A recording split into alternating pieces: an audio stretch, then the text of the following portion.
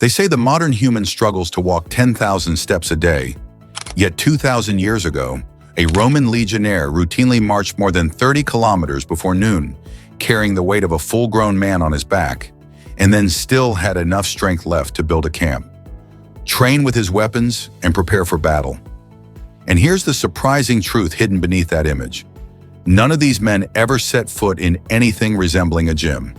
No machines, no dumbbells, no protein shakes, just discipline, the weight of survival, and a lifestyle that turned ordinary farmers into some of the most physically efficient warriors in history.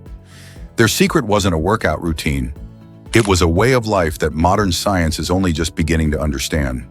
And when you look closely, you'll see a blueprint for strength that is more human, more natural, and more practical than anything you'd find in a fitness center today. To understand how these men became what historians call human tanks, we have to step back into a world where strength wasn't a hobby or a luxury, but the difference between life and death.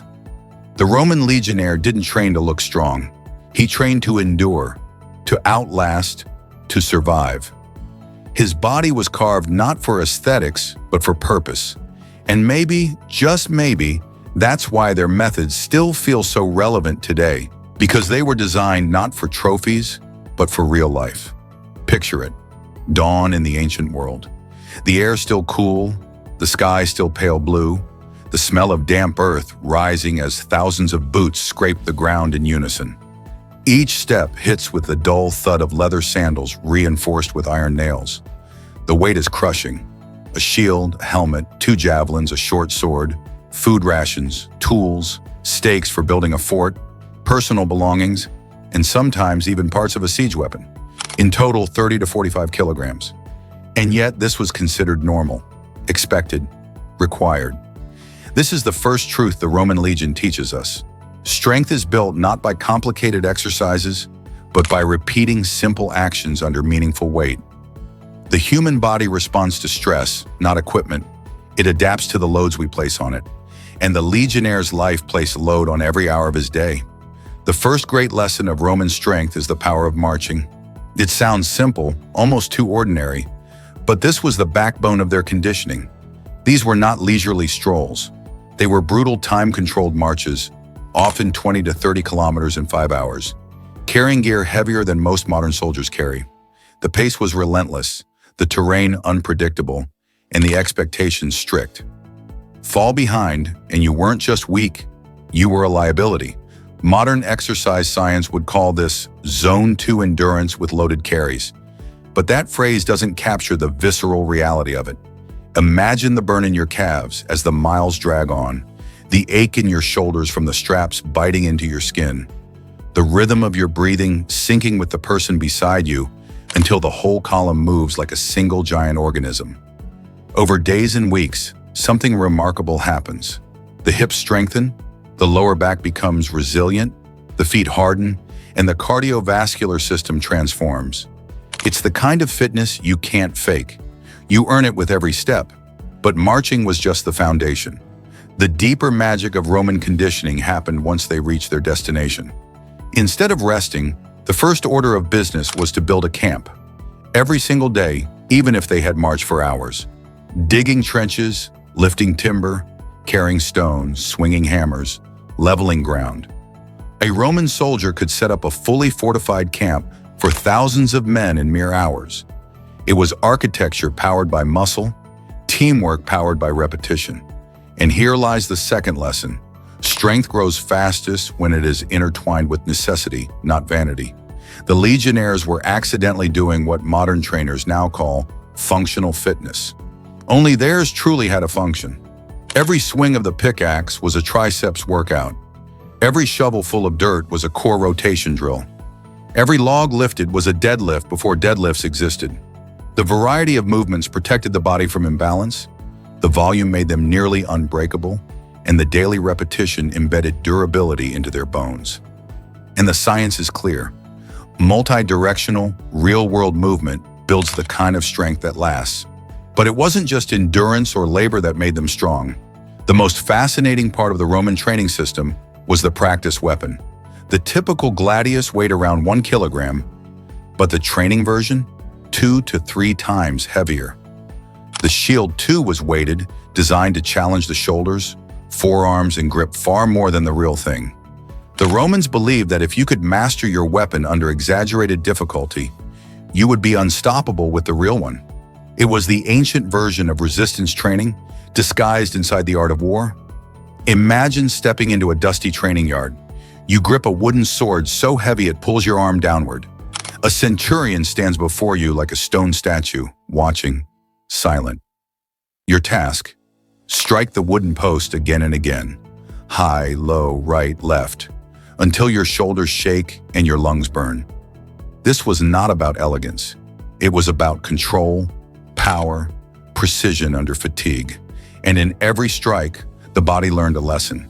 The shoulder stabilizers had to fire, the core had to brace, the hips had to rotate, the legs had to anchor. It was full body training without a single machine in sight. From this comes the third great Roman lesson. Strength is not separate from skill, it is fused with it.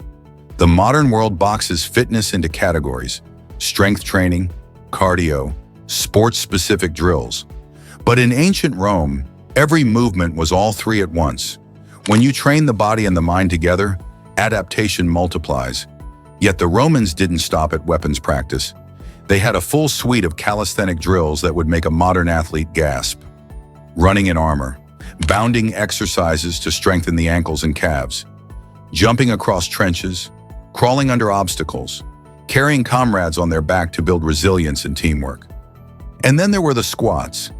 Endless bodyweight squats performed before, during, and after training.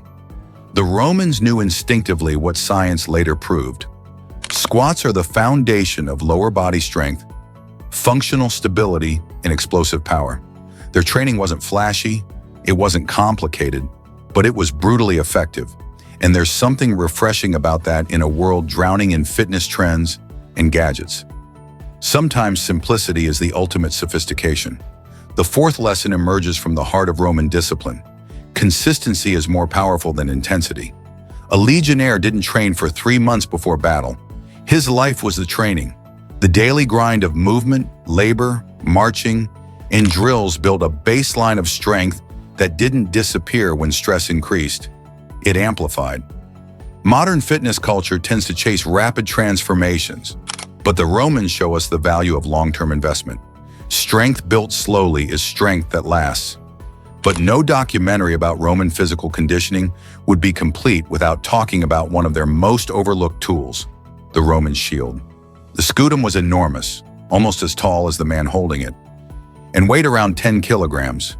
Using it in combat wasn't just about defense. It required explosive pushing power, shoulder stabilization, rotational strength, and coordinated footwork. There is no perfect modern equivalent.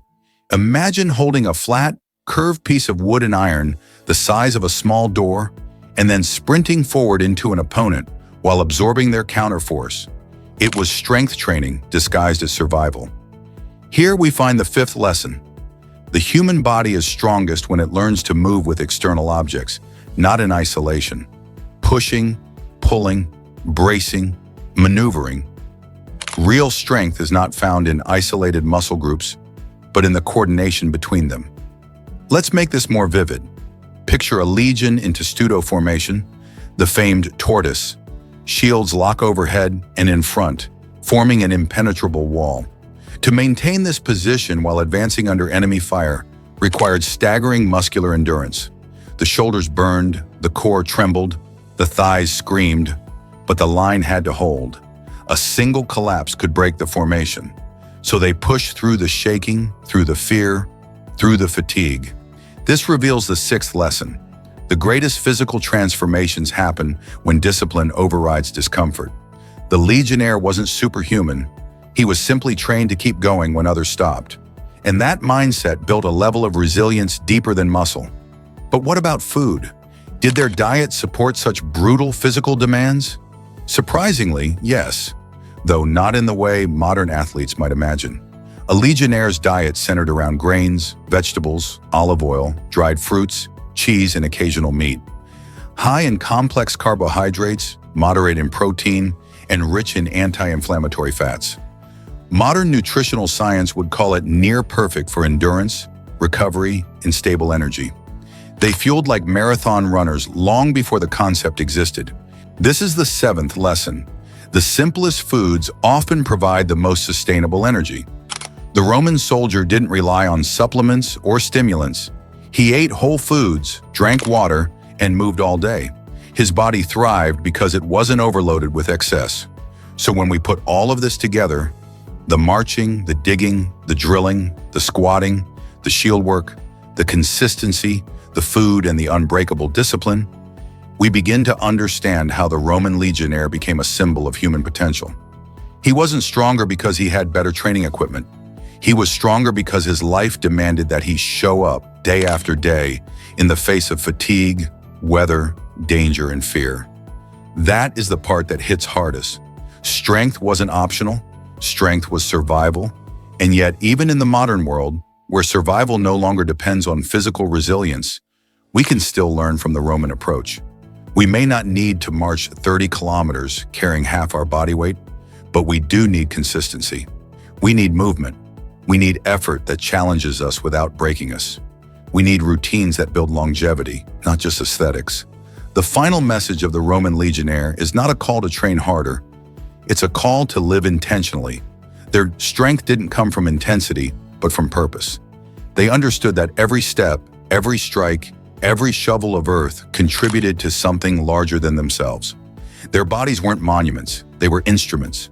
So as you come to the end of this story, think about what it means to be strong in a world that no longer forces you to be. Think about the power of choosing movement instead of comfort. Think about the quiet discipline of building something a day at a time. Strength, after all, isn't measured by the weight you lift, but by the weight you can carry through the challenges of life. And maybe that's the real secret of the Roman legionnaire. He shows us that the ultimate goal isn't to live longer, but to live better, to live with resilience, to live with purpose, to live with a body that supports your dreams instead of limiting them. The Roman didn't train for glory, he trained for readiness. And in that readiness, he found a kind of freedom. You don't need a gym to follow that path. You just need a starting point. One step, one decision, one moment of courage. Because strength isn't born in a gym. It's born in the choices you make when no one is watching. The Romans knew it, and deep down, so do we.